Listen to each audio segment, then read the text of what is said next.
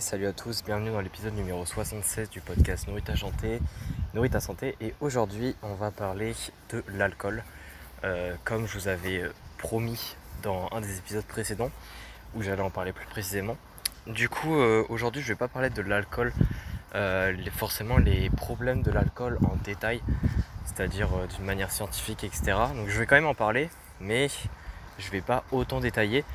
J'ai envie en fait juste d'introduire en quelque sorte les bénéfices de l'alcool, mais également les problèmes de l'alcool, pour qu'on ait une vision plus globale, parce que généralement quand on parle de l'alcool, on parle des problèmes que ça crée, mais on parle pas des potentiels bénéfices que cela peut avoir.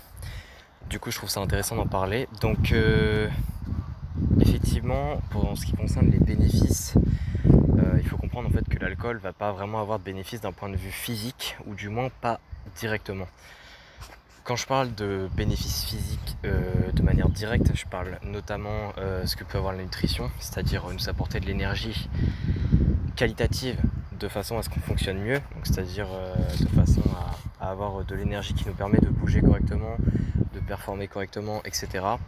Alors que là, l'alcool justement va avoir des bénéfices physiques indirects, c'est-à-dire que c'est pas l'alcool qui permet ces bénéfices-là, mais c'est l'alcool qui peut induire un comportement ou une habitude qui va permettre d'avoir des bénéfices cette fois-ci directs sur le physique. Donc ici, quand je parle de bénéfices indirects de l'alcool, je parle plus précisément de l'activité physique. En fait, il y a plusieurs études qui ont remarqué que les personnes qui étaient consommatrices d'alcool de manière modérée, c'est-à-dire des personnes qui en consommaient avec contrôle et non pas des personnes en état alcoolique, etc., avaient plus tendance, du moins, évidemment c'est des études menées sur énormément de sujets, donc les données ne sont pas super précises, mais en moyenne les personnes qui consommaient modérément de l'alcool étaient plus actives que les personnes qui n'en consommaient pas du tout. Au final, quand on s'en rend compte, que c'est assez logique, parce que consommer de l'alcool veut dire sortir généralement, sauf si on boit chez nous, mais c'est pas forcément ce que font tout le monde, sauf en soirée quand ils invitent des gens. Mais sortir entre amis, aller marcher dans les rues, etc., pour aller au bar ou autre, c'est quelque chose qui se fait assez couramment. Et évidemment, aller marcher dans les bars, parce que souvent on va pas se promener de bar en voiture, et bien sûr ça amène à faire plus de pas et donc être plus actif dans la journée en règle générale. Donc en fait, l'alcool, la consommation d'alcool, selon comment elle est consommée, c'est-à-dire est-ce que évidemment une personne qui consomme de l'alcool que chez elle, elle n'aura pas de bénéfice physique indirect grâce à l'alcool. Mais une personne qui consomme au bar, etc., avec des amis, là cette fois-ci elle aura des bénéfices physiques indirects grâce à l'alcool, et ça c'est quelque chose qui est intéressant à comprendre et surtout important à retenir, parce que si on ne retient pas ça, on pense tout de suite que l'alcool ça pose que des problèmes, et au final, selon la consommation, c'est-à-dire selon si la personne consomme de l'alcool avec contrôle, avec modération ou autre, et bien au final l'alcool peut apporter des bénéfices quand même, ce qui n'est pas négligeable. Donc évidemment le but de cet épisode c'est pas de dire que l'alcool c'est bien. Pour citer rapidement, j'ai dit que j'allais pas rentrer dans les détails dans cet épisode, mais pour citer quelques problèmes de l'alcool, c'est que ça mène à la déshydratation. L'alcool en fait va inhiber l'activité d'une hormone qui est l'antidiurétique hormone, donc l'ADH, couramment appelée en langage scientifique, qui du coup, vu qu'elle va inhiber cette hormone, en fait ça va conduire à des pertes de fluide beaucoup plus importantes, donc c'est-à-dire aller aux toilettes plus souvent. C'est assez connu que quand on boit beaucoup de bière ou quoi, on va souvent aux toilettes, c'est l'explication à ça en partie. Et du coup évidemment une déshydratation peut mener à des carences en nutriments, donc notamment les nutriments hydrosolubles, évidemment une carence en eau tout simplement, qui peut être aussi problématique d'un point de vue performance évidemment, donc d'un point de vue récupération, et donc d'un point de vue performance pour la prochaine séance, mais ça peut être aussi problématique en règle générale, parce que la déshydratation c'est jamais quelque chose de très positif. Il y a un autre point, c'est que évidemment l'alcool va inhiber aussi le métabolisme des macronutriments, c'est-à-dire que l'alcool, pour être digéré, etc., par le foie, va causer certains troubles au niveau du métabolisme des glucides.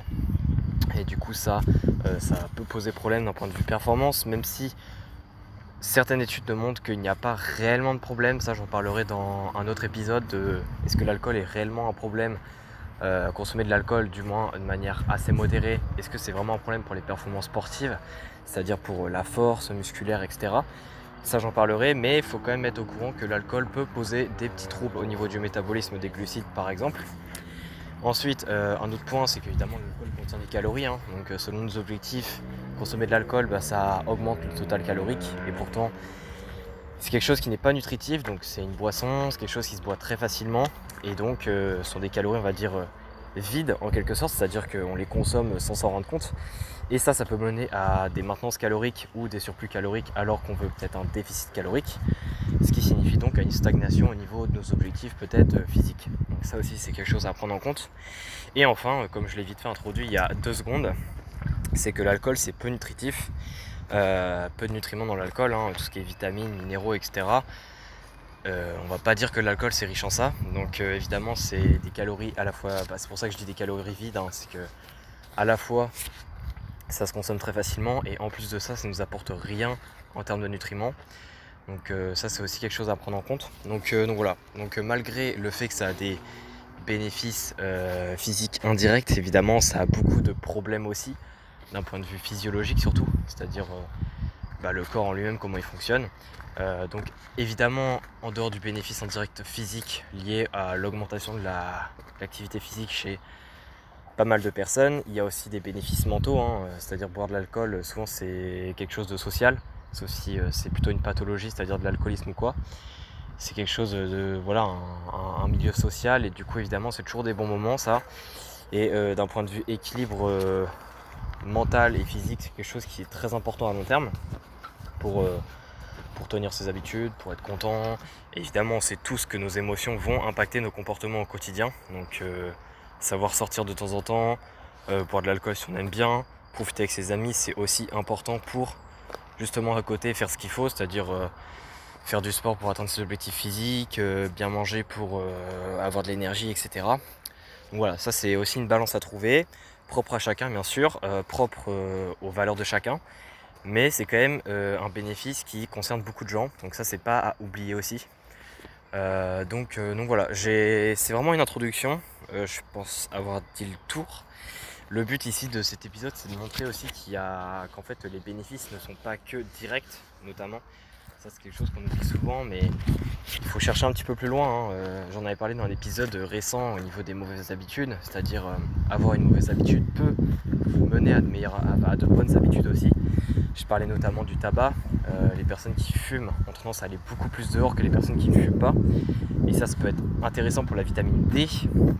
Évidemment, je ne parle pas des autres vitamines parce que fumer diminue les taux d'autres vitamines comme la vitamine C et la vitamine E. Mais voilà, c'est aussi pour montrer qu'il n'y a pas que du négatif, il n'y a pas que du tout noir en ce qui concerne l'alcool.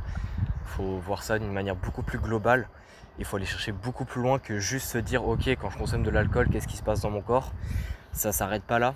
Il y a aussi l'aspect mental à prendre en compte. Il y a aussi les habitudes que crée le fait d'aller boire de l'alcool de façon modérée de temps en temps. Ça c'est très important et c'est notamment beaucoup pour ça que je fais cet épisode. C'est pour que j'essaye de progressivement vous partager un petit peu ma vision des choses et comment est-ce que je trouve qu'il faudrait réfléchir quand on parle de santé. Donc voilà, si l'épisode t'a plu, n'hésite pas à laisser une note sur le podcast, ça fait très plaisir. Également à m'envoyer un message ou à laisser un commentaire pour me donner ton avis personnel sur le podcast, pour que je puisse l'améliorer au fur et à mesure. Et puis sinon, on se dit à la prochaine. Si tu veux aller plus loin au niveau des nutriments, comment être sans suivi justement, personnalisé, mais être guidé dans ton alimentation, n'hésite pas à aller voir la base de données BDO que je propose, qui est en description. Et puis sinon, on se dit à la prochaine. Allez, ciao.